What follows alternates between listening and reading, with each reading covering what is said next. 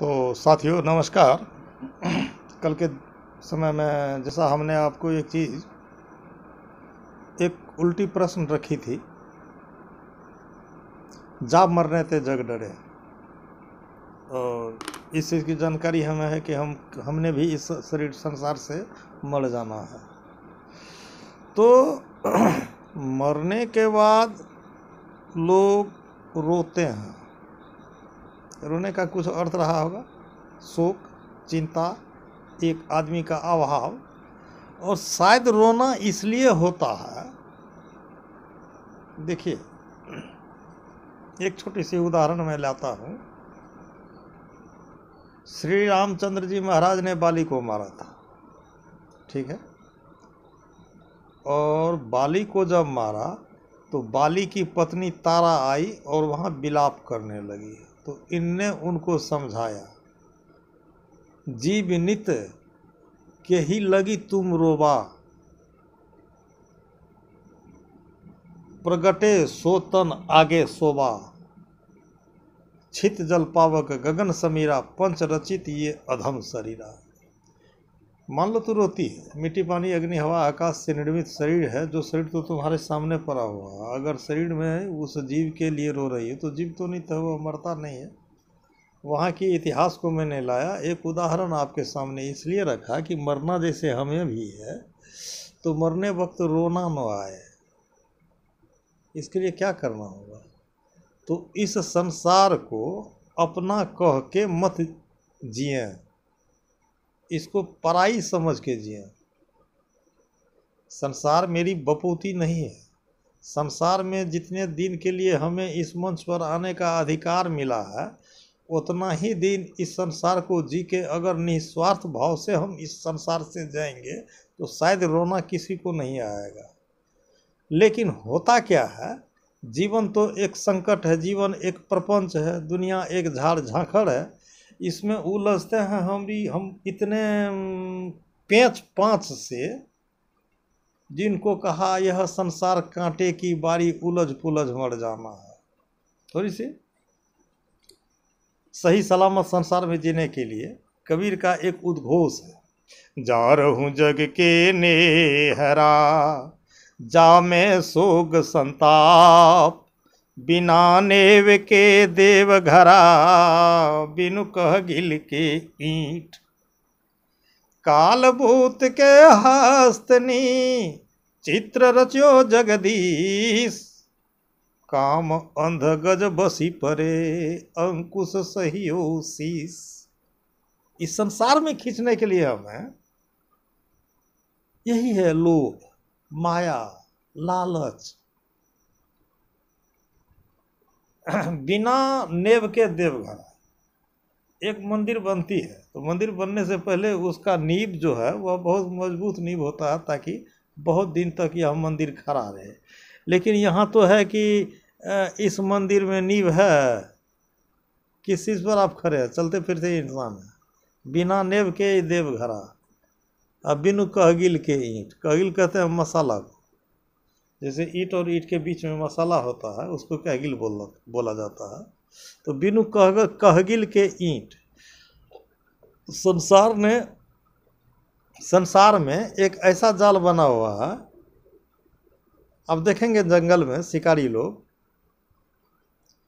शिकारी मनुष्य होता है और हाथी उससे कई गुना ज़्यादा बलवान होता है। तो जाएगा हाथी से लड़ने के लिए, एक सूंड में उठा के पटक के जान ले लेगा। तो है बुद्धि और विद्या का तो धनी ये मानव सब दिन से न हुआ है। तो वो क्या करता है, एक गड्ढा खोदता है, गड्ढे में हल्की पतली टट्टी पर घास फूस जमा करके उस पर एक कागज का बड़ी आकर्षक हथनी बना के रख देता है। कालबूत के हस्तनी नहीं, वह एक मूर्ति है हस्तनी का। कालबूत की हस्तनी, चित्र रचियो जगदीश ने एक ऐसा चित्र बनाया। थोड़ी सी मैं आपको यहाँ रोकूंगा। मैं बार बार इस चीज़ को कहते आया हूँ कि झूठे सुख को सुख कहे, यही है। झूठे सुख को सुख कहे, मानत है मनमोद, खलक चवैना काल के, कुछ मुख में कुछ गोद। अपनी होश नहीं, और इस दुनिया संसार को सर्वस्व समझ के जीने वाले लोग जब संसार को छोड़ते हैं तो रोना आता है। जैसे उस हाथी के साथ में मजबूरी हुई, काम अंध गज बसी परे। काम का वह अंधा हाथी दौड़ लगाया वो हस्तिनी के पीछे में। हस्तिनी तो थी नहीं, था कागज का। हस्तिनी भी खड़ी थी सिर्फ एक हल्की फल्की सी टटी और चचार पे, नीचे तो एक बहुत बड़ा गड्ढा था। उस गड्ढे में जाके हाथी फंस गया। अब फंसा शिकार। अब उस गड्ढे में 1-2 दिन नहीं, 3 दिन नहीं, 9 दिन उस हाथी को भूखे रखा, कमज़ोर करा। इधर से अंकुश दिखाया, उधर से भाला गाथा, चंद प्रकार की यातनाएं दे करके उस हाथी को सिद्ध करके। अब फिर तो हाथी एक रखले है, वो सिखा पढ़ा हाथी है। वो हाथी में थोड़ा सा डिफरेंस होता है। वो हाथी जो है ना, एक सामाजिक परिवेश में जी रखा है। वो एक महावत के सारे भाषाओं को सीख रखा, महावत के सारे इशारों को बूझता है वो। तो उस अनुकूल तो वो हाथी तैयार है ही इस हाथी को साधने के लिए। लेकिन ये था जंगली हाथी, तो जैसे ही गड्ढा में गिरा, इसको 2-4, 10-20 दिन साध कर गए, इसको कब्जा करके और फिर लाके उसको वही खास सिखाता है जो आदमी के समाज में जीता है, जो हमारी आदमी का साधन बन के रहता है। कालबूत की हस्तनी चित्र रचियो जगदीश, काम अंध गज बसी परे, अंकुश सहियो शीश। तो ऐसे संसार के उस गड्ढे में जाने से बचने के लिए कबीर की ये दर्शन है और बहुत अच्छी बात है। संसार को कैसे जीना जियो, तो एक कच्चू का पौधा होता है इतना इतना बड़ा, उसका पत्ता होता है इतना इतना बड़ा, लेकिन 24 घंटे अगर बारिश होती रही तो उसका पत्ता भीगता नहीं है, पानी गरक जाता है। उसी भांति कहा इस संसार में इस आदमी को, इस इंसान को जीने के लिए कि संसार से उतनी बड़ी आसक्ति मत रखो जब तुम्हें इस बात की जानकारी है कि एक दिन इसको छोड़ देना है। तो जब इससे उतनी बड़ी आसक्ति नहीं है तो उतना बड़ा रोना नहीं आएगा। हाँ, ईशावास्यम इदम सर्वम यत् किंचन जगत्याम जगत तेन तेन भुजिता मागृत कस्विदनम। जितना आपके भाग और भोग में यह संसार है उतना भोग करके आप जाइए। ये रंगमंच देखिए,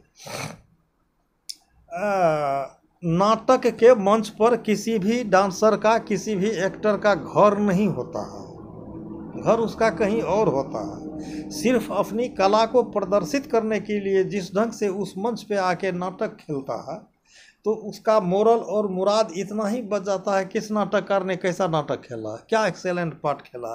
लेकिन खेल करके उस मंच पे उसका घर नहीं है, घर कहीं और है। तो ठीक, तो ये संसार भी तो एक रंगमंच है। इस संसार में भी तो बहुत सारे ऐसे एक्टर डांसर आए जो अपनी अपनी पार्ट अदा करके गए। हम भी एक इसी मंच पर के नाटककार हैं। सतवादी राजा हरिश्चंद्र भी इसी मंच पर के एक नाटककार थे। दयानंद सरस्वती भी इसी मंच पर के एक नाटककार थे।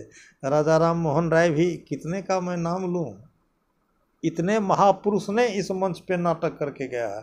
तो जिनका जितना एक्सेलेंट पार्ट था उसी की ना हम लोग गीत गा करके जीते हैं। तो हर वक्त हम और आप भी यही प्रयास करें इस संसार के रंगमंच पर कैसा एक्सेलेंट पार्ट खेल करके जाए। घर तो मेरा कहीं और है, इस मंच पे घर है ही नहीं। तो फिर नाटक ओवर हुआ, दर्शक लोग घर गए, तो इस मंच से उतर के घर जाने में कौन सी बड़ी दुख है। वो तो रोना नकली रोना है, 2-4-6 महीने के बाद वही रोना फिर हंसना में बदल जाता है। आज तक हाँ देखिए, मृत्यु के बाद लोग रोते हैं, ठीक है। एक कानून अगर ऐसा बना दिया जाए कि लोग कोई मरे नहीं तो फिर मरने के लिए भी रोना चालू हो जाएगा। ये अनुभव की बात है। आज तक जितने लोग इस धरती पर से मरे हैं, अगर कोई नहीं मरे, मरने की प्रक्रिया रुक जाए, लोग सभी जिंदे रहेंगे, तो फिर मरना भी एक प्रश्न आ जाएगा कि लोग मरता क्यों नहीं, इतने लोग कहाँ रहेंगे। तो यही ऑल झमेल है सज्जनों। तो हम लोग जहाँ तक ऐसे संत महापुरुषों के वाणी को सुन के समझ करके यदि सिस्टम से जीते हैं तो यही हमारी एक